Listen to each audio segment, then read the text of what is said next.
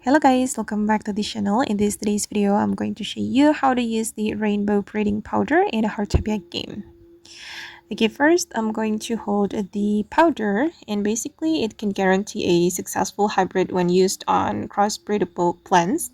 And you can apply this powder to flowers because we can only do crossbreeding on the flowers. Okay, and then I'm going to hold the powder, and then you can select the target flower. And for example, I'm going to apply it to this flower, guys. This red Highland poppy seed.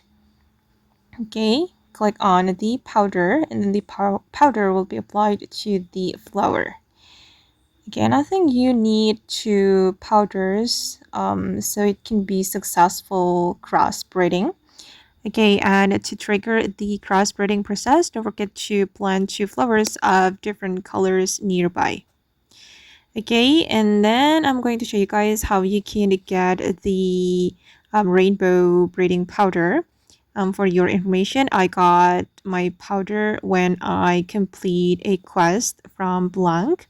You can also buy this item from Blanc. You can go to her gardening store, and then you can buy the rainbow breeding powder here, but you need to have level 6 to unlock this rainbow breeding powder.